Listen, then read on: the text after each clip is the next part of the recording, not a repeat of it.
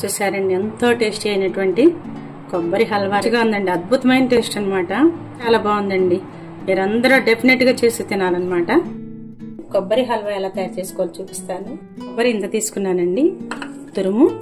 అలాగే ఒక పావు కప్పు పెసరపప్పు తీసుకోవాలి. ఇది మంచి సువాసన వచ్చేదాకా బాగా రెడ్ కలర్ వచ్చేదాకా వేయించుకోవాలి. వేగిపోయాయండి. ఈ వేయించుకున్నటువంటి పెసరపప్పుని మిక్సీ వేసుకోవాలి. 2 ఇలాచీ కూడా వేసుకోవచ్చండి, యాలకులు, లేదంటే పొడి అయినా వేసుకోవచ్చు. ఒక ముప్పావు కప్పు బెల్లం తీసుకోవాలి. ఈ బెల్లాన్ని కొంచెం వాటర్ పోసి మనం కరగబెడదాము. ఈ కప్పుతోనే ముప్పావు కప్పు వాటర్ పోస్తున్నానండి. ఈ కప్పు కొలత తీసుకున్నాను నేను. కరిగిపోయిందండి. వడకట్టేసుకుందాము. ఏదైనా కొంచెం మొలకలు ఉంటాయి కదా, ఇలా వడకట్టుకునండి పోసేసుకుందాం. మళ్ళీ ఇలా కొంచెం కొంచెం కాగేటప్పుడు వేసేసుకుందాము కొబ్బరి.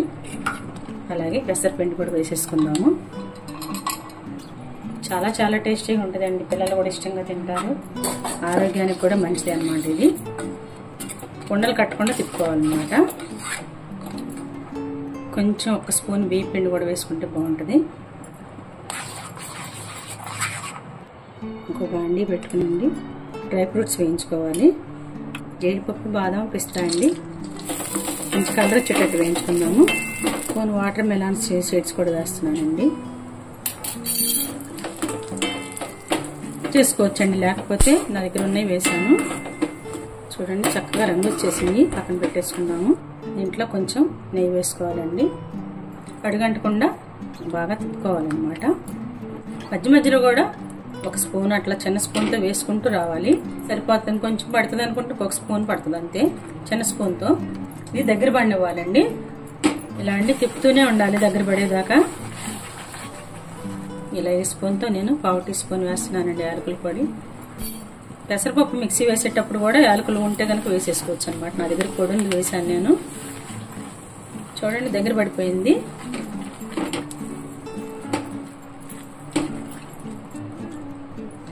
బాండీ నుంచి వేరు పడిపోయేటప్పుడు తీసేయాలన్నమాట. అయిపోయింది. చూడండి ఇలా దీని నుంచి వేరు పడిపోతుంది కదా, ఇంకా అయిపోయినట్టు. జీడిపప్పు, బాదం పప్పు, వాటర్ మెలన్ సీడ్స్ అండి. నెయ్యి కూడా ఎక్కువ పట్టలేదండి. మీకు కావాలంటే ఇంకా కొంచెం నెయ్యి వేసుకోవచ్చు, చాలా రుచిగా ఉంటుంది. కొంచెం నెయ్యి వేస్తున్నానండి, ఒక 2 స్పూన్లు చిన్న స్పూన్తో. స్టవ్ ఆఫ్ చేసేద్దాము. ఇంతేనండి, చాలా ఈజీ అండి ఇది. చూడండి ఇలా అంటుకోకుండా వచ్చింది చూసారా. ఇలా ఎలా అంటే మొత్తం యువతలకు వచ్చేస్తుంది. అవునండి, సూపర్ ఉందండి. సూపర్ సూపర్ అసలు. తీసుకుందాము హల్వాని. చూడండి ఎంత బాగుందోనండి. తిన్నారంటే వదిలిపెట్టరండి, అంత టేస్టీగా ఉందన్నమాట. మీరందరూ కూడా తయారు చేసుకుని ఈ కొబ్బరి హల్వాని ఎలా ఉందని టేస్ట్ చూసుకుని కామెంట్స్ పెట్టండి. మీకు నచ్చితే అందరికి షేర్ చేయండి.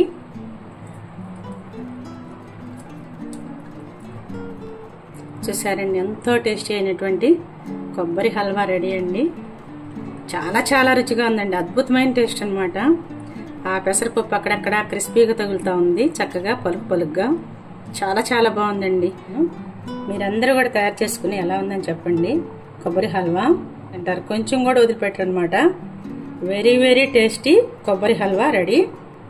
థ్యాంక్ యూ సో మచ్ అండి. అందరికి షేర్ చేయండి మీకు నచ్చితే. చూడండి, నేను చూస్తుంటే నోరు ఊరిపోతుంది అనమాట.